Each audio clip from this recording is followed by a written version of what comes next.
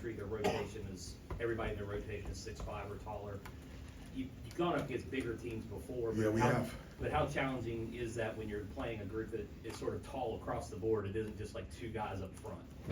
Yeah, I mean, you're right. They have tremendous lift at every size, and so I think that's a huge determining factor of, you know, why they've been so good defensively, because of their length.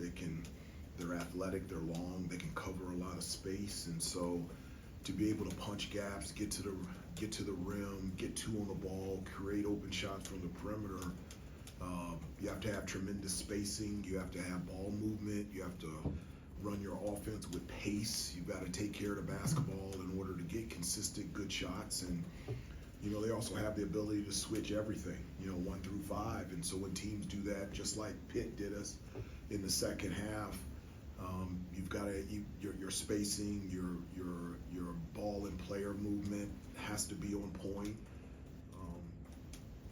You have to find advantages and be able to take advantage of those mismatches, and those are things from an offensive standpoint that we're going to have to do on Saturday night. Got to play with tremendous pace. One of the things that has been consistent with us has been our pace, and so when we do get a rebound and are transitioning from defense to offense, it's been at a high level, and it's going to have to be on a high level consistently on Saturday night. Hubert, with so many playmakers on the floor and obviously guys who want to make game-changing plays, how much have you had to emphasize making the easy play, making those routine plays routinely, like you like to say? Yeah, yesterday, we've had, I can't remember, it's 78, 79 practices, and I told them this yesterday, 72% of the practices, the offensive emphasis has make the easy play. I've said everything, make the easy play, simple works, make routine plays routinely. We don't need home runs, we just need singles. And, you know, that's what's gonna have to happen this Saturday. You know, in our last game, we had 14 turnovers, and it resulted in 22 points. And just very difficult to come on the successful side when not only you're turning the basketball over, but the opposing team is converting at such a high percentage. Can you beat Duke with singles, or do you need a few home runs in there, given how good they are playing at home?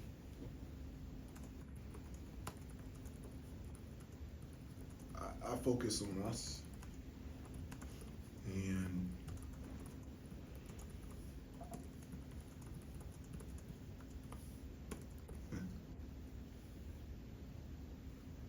we'll be ready to go on Saturday.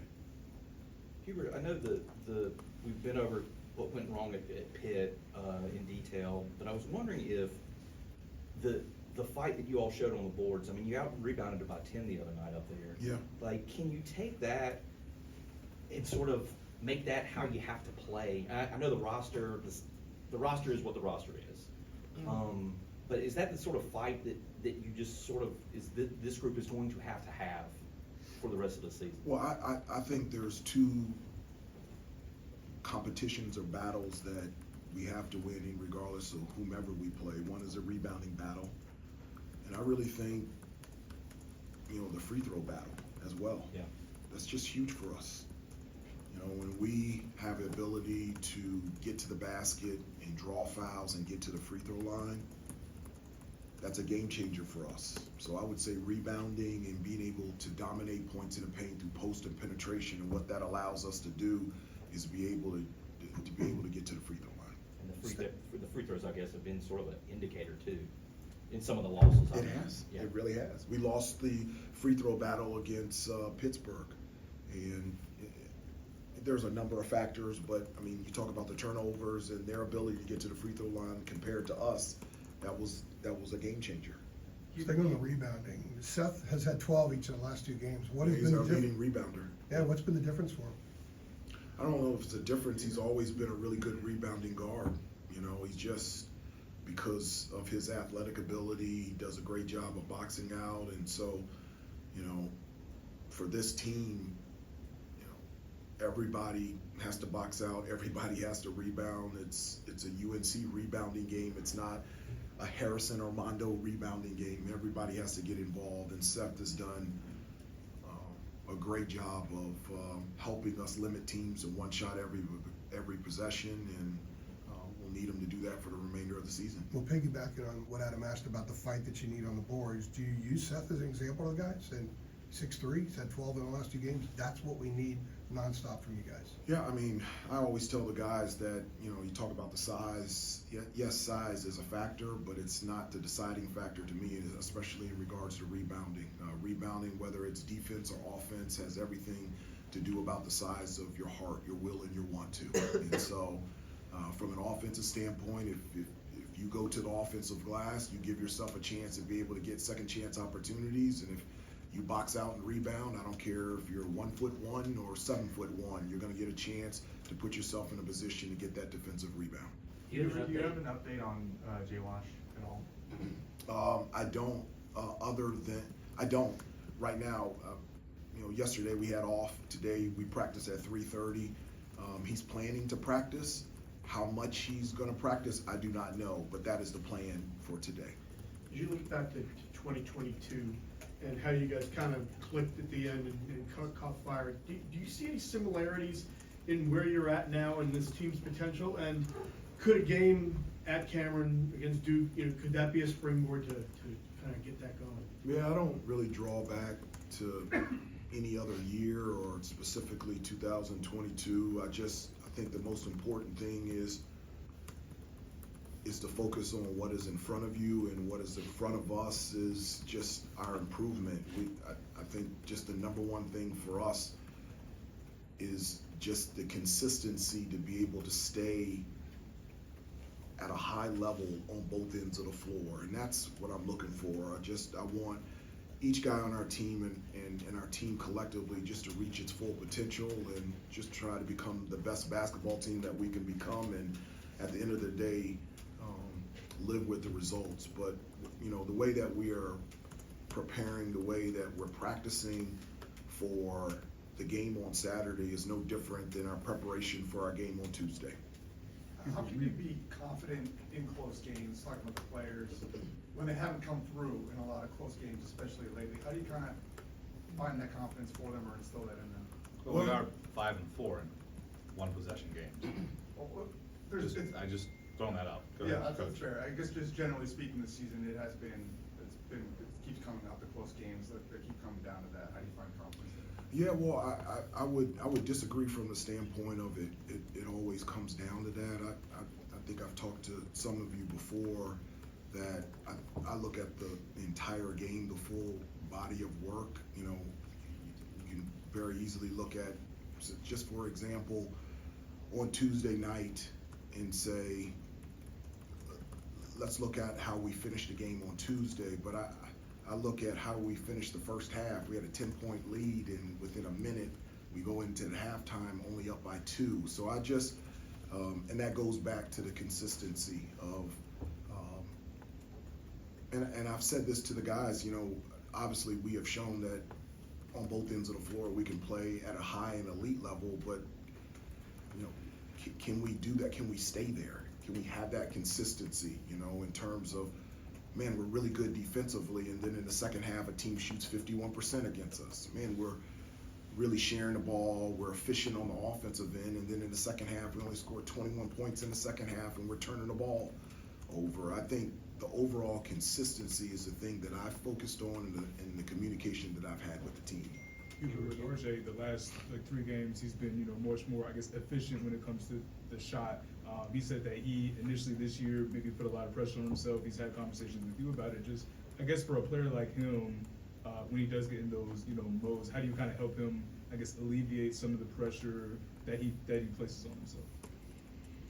Well, that's hard to alleviate pressure that someone puts on themselves. I don't know how to do that, but RJ and I have known each other for 7 years. I was the lead recruiter on him in high school, so we've known each other a long time, and so we have a great relationship, and we talk all the time. I know that, and he knows, and everyone knows, this is his last year, and he wants to end his career not just individually on a good note, but also team-wise, and that's the most important thing to them. And sometimes you do put a little bit too much pressure on yourself. I think one of the things that has added a little bit more burden to him that I feel like has been lifted is him feeling that he has to play so many roles, in terms of like leadership. And I always tell guys, everyone should be a leader, but within their own personality. And so just encouraging RJ to lead with his personality, not anybody else's. And not only is that good enough, it's absolutely what this team needs. It seemed like the last few games he's played like more free. Like, would that be like, I guess you watching it, does he seem like he's playing with more freedom? Yeah, I mean, RJ is RJ.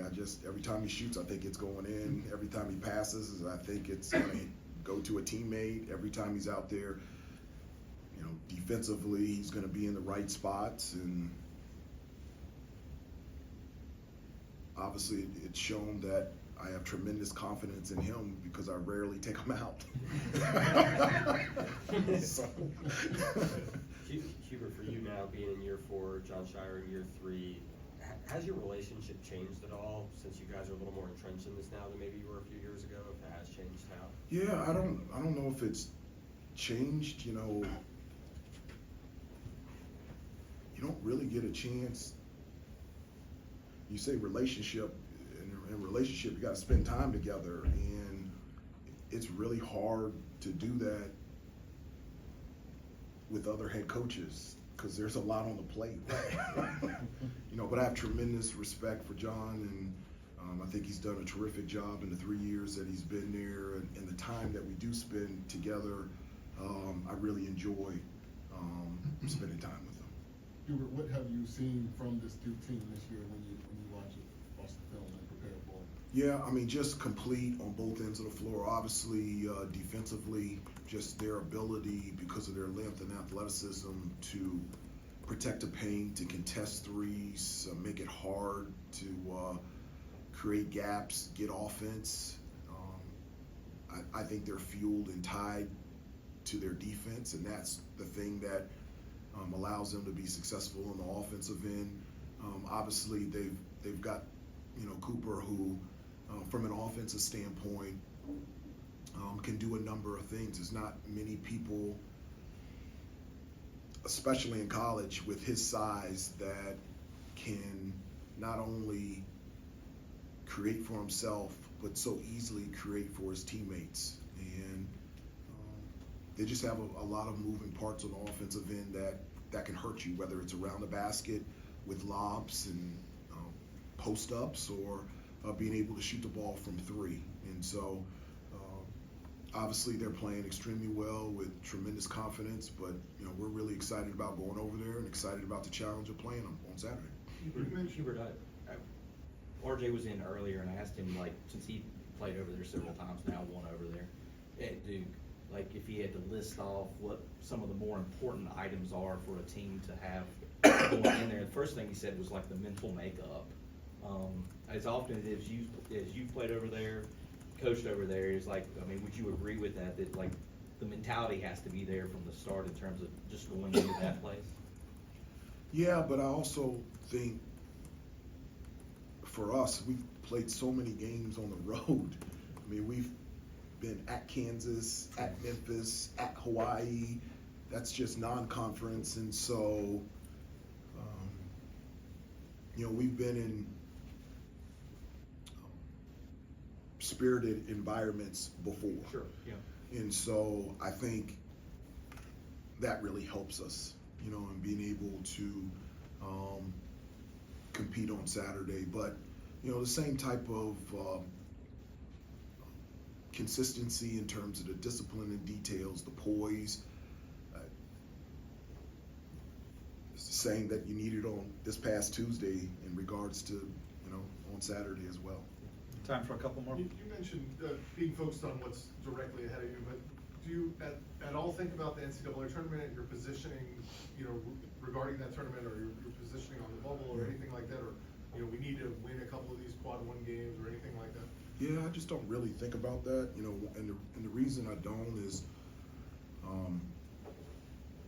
you know, Coach Smith always, you know, he never, when I played for him here, he never talked about stats and he never talked about winning.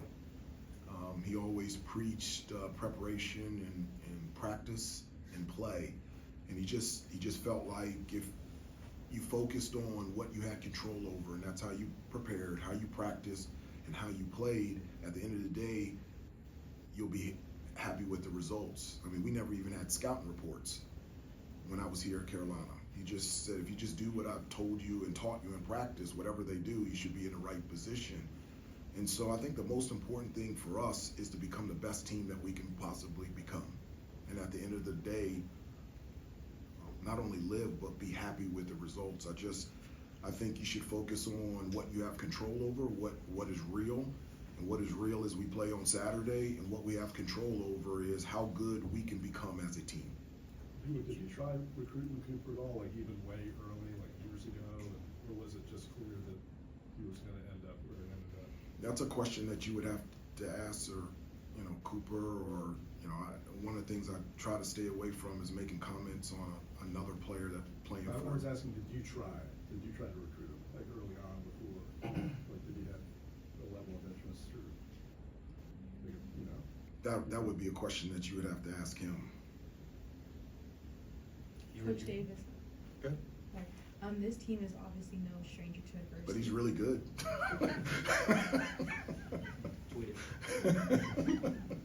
This team is no stranger to adversity, considering how the last 4 games have been. It's been difficult for sure. How do you, I guess, adjust your message or emphasize certain points these next couple of days for heading into Saturday? I don't adjust the message at all. You know, I've been straightforward and direct that, you know, for us to be the best that we can be, we've got to defend, rebound, take care of the basketball. I've talked about the importance of discipline and details and the consistency of doing the little things that make big things happen, like box outs, don't turn the ball over, shot selection, boxing out, getting to the free throw line, making our free throws.